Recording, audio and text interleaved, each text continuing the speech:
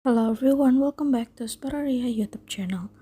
Alright guys, so yeah, in this video I would like to share you a tutorial on how to check contacts stored in Google account on Poco C71. Alright guys, so yeah, for those of you who previously save your contact number to Google account, for easier management, backup, and access across multiple device and service, don't need to be worried guys, because if you want to check it, you can also check it for easy way.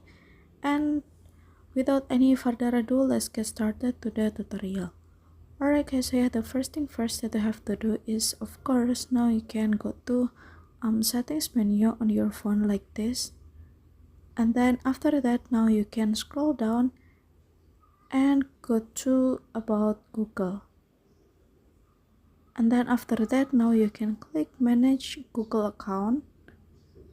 And then here now you can choose people and sharing. And then after that, now you can click for contacts. And over here now you can see the previous saved contact to your Google account. Alright guys, so yeah, here's the tutorial, and then thank you so much for watching.